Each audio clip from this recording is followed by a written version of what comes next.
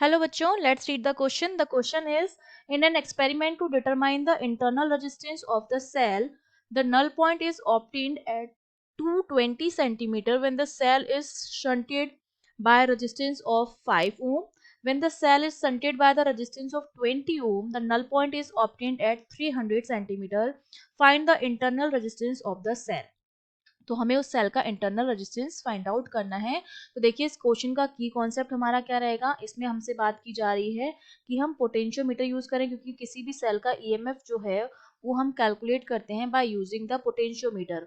और पोटेंशियोमीटर का जो कॉन्सेप्ट होता है वो होता है पोटेंशियल ग्रेडियंट के ऊपर बेस्ड, जिसके हिसाब से जो हमारा वी होता है वो हमारा के इंटू एल के बराबर होता है, जहां पर के जो हमारा होता है वो पोटेंशियल ग्रेडियंट होता है।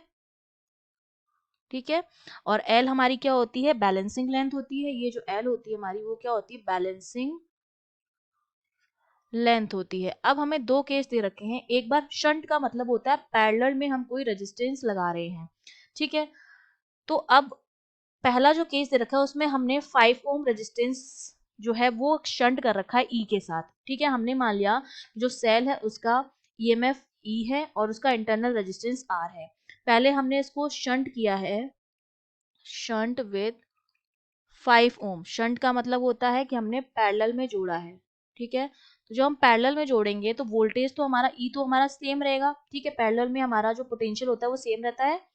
तो ये मेरा 5 ओम का जब रेजिस्टेंस करेंगे तो ये हमारे पास कितना आ जाएगा, E upon R plus 5 into 5। ठीक है, इतना आ जाएगा क्योंकि हमने पैरेलल में जोड़ा है। तो पैरेलल में जो रेजिस्टेंस होता है वो हमारा क्या होता है, R1 R2 upon R1 plus R2। तो R1 मेरा R है और R2 मेरा 5 है। तो ये हमारे पास आ गया है। ठीक है, और ये मेरा बराबर हो जाएगा V इक्वल्स टू किसके बराबर होता है, ये तो V की वैल्यू हो गई है इंटू के इंटू एल। तो के इंटू एल जो हमारा आया है 220 सेंटीमीटर आया है फर्स्ट केस में। ये हो गया फर्स्ट केस। उसके बाद हमने इसको शंट किया है, ये तो फर्स्ट केस हो गया। उसके बाद हमने इसको शंट किया है 20 ओम के साथ। तो हमारा कितना हो जाएगा, E upon R plus 20 into 20। ये हमारा किसके बराबर हो जाएगा, K इंटू, अब बैलेंसिंग लेंथ कितनी आ रही है 300 सेंटीमीटर, हो जाएगा 300। ये मेरा हो गया सेकेंड पार्ट। ठीक है, अब मैं फर्स्ट और सेकेंड से क्या लिख सकती हूँ, ये अगर 5 इधर लेके जाऊं मैं इसको, तो देखिए ये मेरी इक्वेशन 1 जो हो जाएगी वो कितनी बन जाएगी, इक्वेशन 1 मेरी हो जाएगी E upon R plus 5 equals to K into 220। ये इंटू में था, ये अपॉन में चला जाएगा, अपॉन। ये मेरी फर्स्ट इक्वेशन बन जाएगी। सिमिलरली मेरी सेकेंड इक्वेशन जो हो जाएगी वो किस तरह से बन जाएगी, E अपॉन आर प्लस 20, ये 20 उस तरफ जाएगा तो के इंटू 300 अपॉन 20। ये मेरी सेकेंड इक्वेशन इस तरह से बन जाएगी। ये जो इंटू में 5 और 20 है हम दूसरी साइड लेके गए हैं तो हमारे कहाँ आ जाएंगे, डिवाइड में आ जाएंगे। ठीक है, तो अब अगर मैं इन दोनों इक्वेशन को डिवाइड कर दूं, ये मेरे पास जो दो नई इक्वेशन आई है फर्स्ट एंड सेकेंड, इनको मैं क्या कर दूं, डिवाइड कर दूं। तो देखिए ई और ई तो मेरा कैंसिल हो जाएगा डिवाइड करने पर। इधर बचेगा मेरे पास R plus 20 upon R plus 5।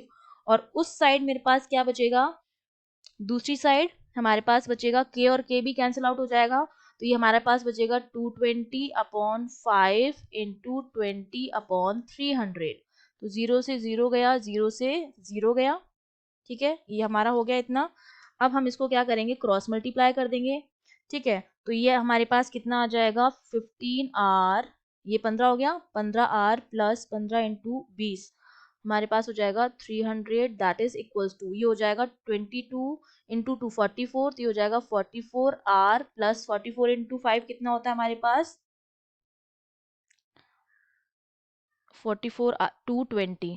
ठीक है, तो अब आर आर वाले टर्म एक तरफ ले आएंगे तो ये हो जाएगा 300 minus 220 equals to 44R minus 15R। तो ये हमारे पास कितना बचेगा, ये बचेगा हमारे पास 29R, और 300 में से 220 गए 80। तो R की वैल्यू जो आ गई हमारे पास वो आ गई है 80 अपॉन 29 ओम।